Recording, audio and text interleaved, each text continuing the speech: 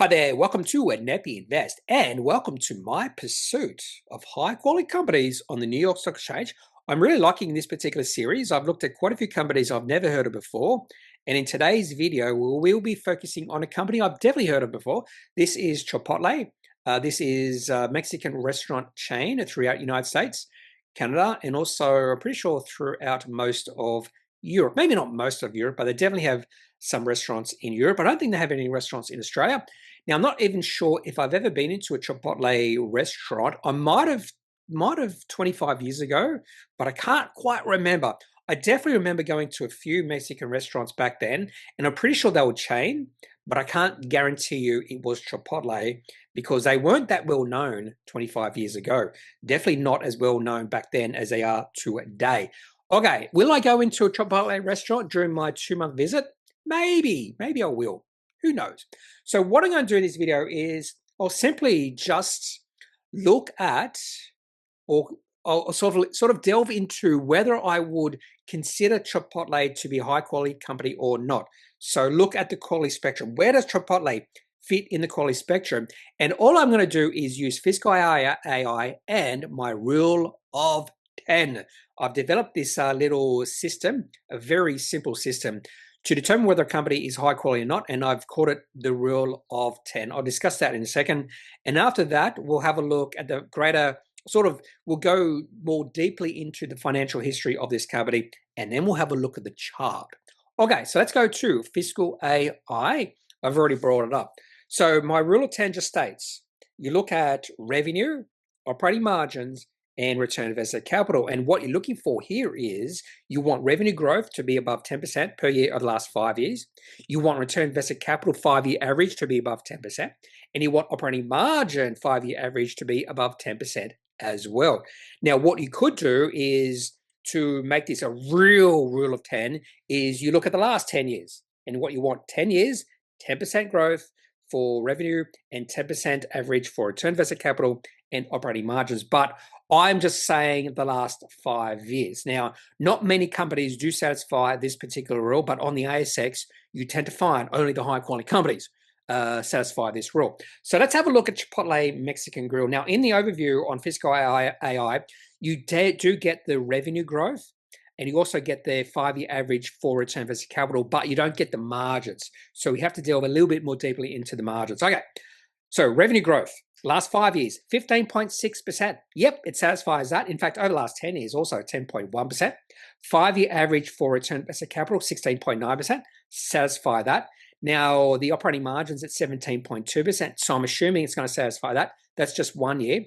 So all you need to do is go into financials, operating margins, and if you just have a look at the last 5 years, which is 2019, 5-year average is around about 14.4%. Now, 5 years ago, it wasn't. In fact, 2020 was 4.8%. But the 5-year average is above 10%. So just based off my simple screener, in fact, if we go to this particular screener, I still have it, rule of 10, high quality. In fact, I could have just done this. Go to the New York Stock Exchange. There it is. Run the screener. We have 75 companies, and there it is, Chipotle, satisfy. So Chipotle is there. In fact, operating margins 5-year average is at 13.2%. So it easily satisfies my criteria for calling this company high quality. So I would say Chipotle is a high quality company. There you go. Okay, so that's the first step. Now, what I also like to do is just have a quick look at the financial state of the company. And I'll always look or start with total revenue. So what I want to see here is revenue growing through time. And we definitely see that. Now, a lot of times I will get rid of the last 12 months. There we go. So we are seeing revenue growing. So this company is growing. There was a period in time back in 2016 when revenue did drop. And I'm wondering if that was the food poisoning scare. There was a bit of a food poisoning scare run point. And the only reason I know that is because, what's his name? Mr. Town, the investor, I forget his first name now, funny enough. He actually bought into Chipotle at that point in time because he thought the market was overreacting. And yeah, the market was overreacting at that point. he bought, and I'm not sure if he's still a holder, but he kept talking about that in his podcast. But I haven't listened to his podcast for quite a few years because of something he said. Anyway, so revenue has been growing quite nicely over the last 9-10 years. In fact, it's almost tripled from 4.5 billion up to 11.3 billion dollars. Now we want to see income growing at the same rate, but I'm not going to look at income here now. What I'm going to do is focus on gross profit margins. And what we want to see is gross profit margins not dropping. Now, if I saw gross profit margins dropping, that would be the first sign of it definitely is a red flag, but it could be a sign of competitive pressures on the company. Maybe a new Mexican restaurant chain is growing quite quickly and it's putting pressure on this company. Or maybe not just another Mexican restaurant. It could be another fast food restaurant. It could be like Applebee's or Chili's or whatever else is out there that could be putting pressure on this company. But gross margins have risen actually over the last 10 years. In fact, in the last year, it was at a high, 26.7%. The next thing I would like to look at is operating margins. We did see operating margins drop a fair bit in, 2016, they were fairly low. And they did remain fairly low for the next few years. But over the last 4 years, operating margins have gone above 10%. They've gone above 10%. So if I did this exercise about 2 or 3 years ago, I probably wouldn't call Chipotle a high-quality company just because of operating margins, but they've been increasing since 2020 up to 16.9%. Funny enough, that's the same level it was back in 2015. Okay, next thing I like to look at, you could look at simple things like, I don't like this, reverse dates. There we go. No, reverse dates. I always like to have a look at the earlier dates first. But for some reason, it goes back to 2005. No, I don't want that. I don't want that. I just want to start at 2015. That's okay. It's okay. Sometimes I like to look at the shares on issue. Are they doing bad buybacks, that sort of thing? Looks like they're probably doing buybacks, a little bit of buybacks. So 1.3 billion shares on issue, but that's not a big thing for me. But sometimes I will look at it. The next thing I typically look at is what I like to look at is the return on invested capital and return equity history. It's in the capital efficiency of the ratios. I call these quality metrics. And if I just was given one metric to look at to decide whether a company is high quality or not, it would be return on invested capital. Then it would be return on equity. So I do like to have a look at these, and I don't want to see these decreasing. That would be another negative sign. But over time, looks like both of these quality metrics have been increasing over time. In fact, return on invested capital is at about 20% right now, and return on equity is about 45%. So really nice quality metrics here for Chipotle, and they've been increasing as well. The next thing I like to do is just have a look at the valuation of the company. Now, at current time, the valuation or P ratio is 37.9, but that could be low, that could be high, I don't know. I want to see what the long-term average of this company is. Now, if you do see it rising over time, that shows you the market is more and more willing to pay a premium for the company because the market is expecting the growth to continue. Now, if you see it dropping through time, that means we're going through a period of multiple contraction. That means the market is less willing to pay a premium for the company. But that does not necessarily mean anything bad about the company. We're seeing that with CSL right now. CSL has been going through a multiple contraction period, probably for about the last 5 years. The market is less willing to pay a premium. And I think that means CSL is prime for a period where the share price is going to go on a nice little run. Doesn't necessarily mean it will, but it's primed to do that. And don't forget, Microsoft went through a multiple contraction period that lasted 15 years, between 2000 and 2015, and then the share price just went bonkers. So those sort of periods can last a while. Anyway, so let's have a look. Let's have a look. Oh, by the way, they have 3,000 restaurants in USA, Canada, UK, France, Germany, and the rest of Europe. Founded in 1993 in Newport Beach, California. For some reason, I thought this company was Texan. They're not. Okay, back to the P ratio history of this company. So let's have a look at ratios. And if I'm not satisfied with the P ratio, I'll have a look at some of the, actually, no, I'll include them all. So have a look at P ratio. We also like to have a look at free cash flow yield. One thing I did not show you was a free cash flow of the company, and that is important. If I see free cash flow fairly lumpy, up and down, maybe some one-offs there. I won't look at free cash flow yield or EV to free cash flow. That's one of my favorites, but I also include EV to EBIT. We'll go through these one-off, and you can actually see straight away in 2017, there was a big jump or drop in some of these metrics. So, for instance, if we go to PE ratio, yeah, there's a massive rise in PE ratio in 2017. So more than likely there was a one-off, and I like to get rid of that. I'm going to get rid of that. And what I'll do is I'll just go to 2018. So this is the P ratio of Chipotle going back to 2019. In fact, what I'll do is I'll put in the last 12 months. So we have the P ratio of the company now.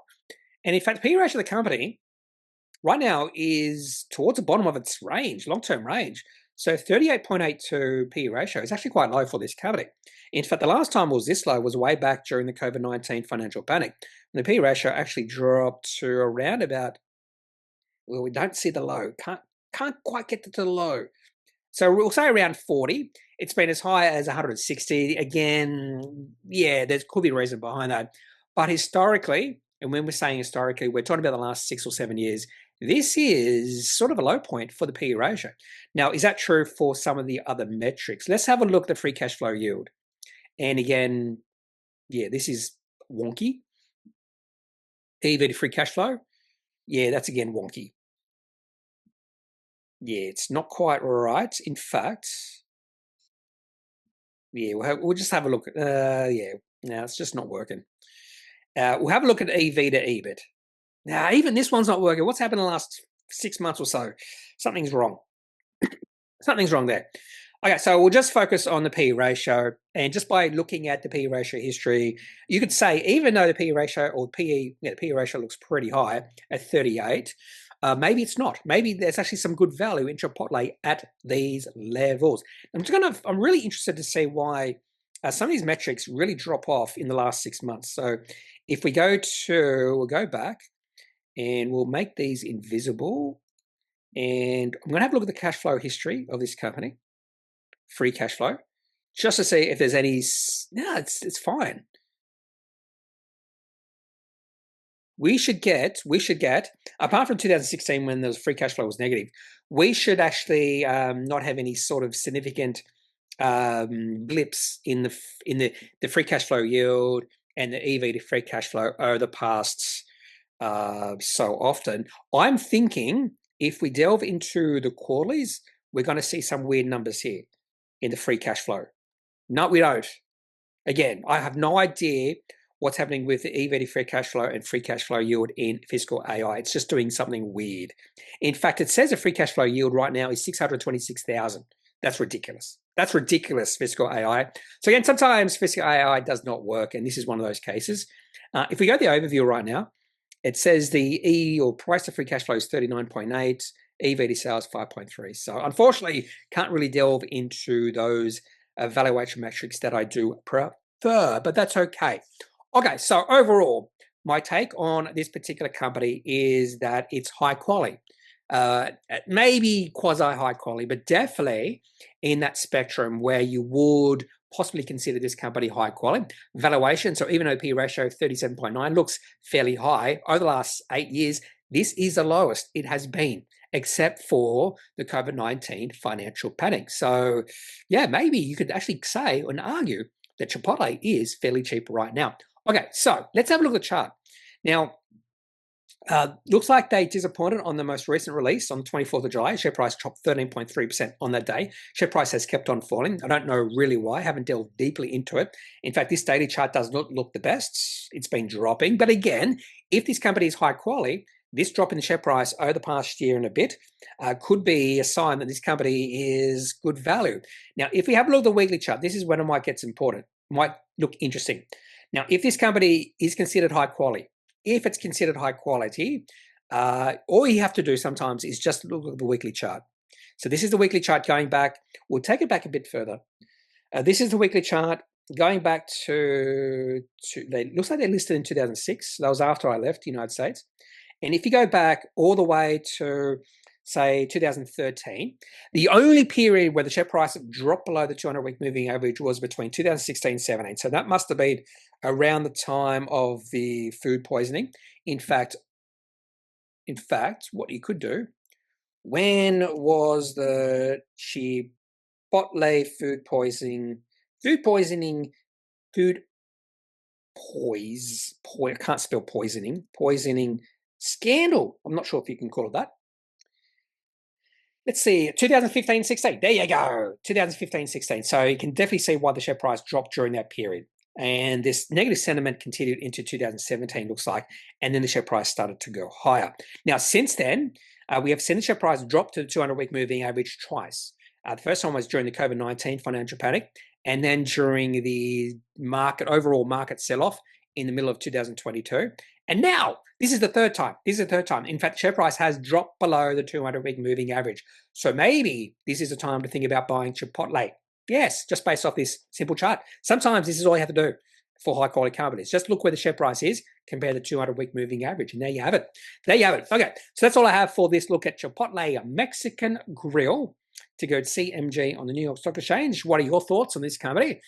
Interesting where the share price is right now. Now, I am recording this video on the 14th of August. I should mention that.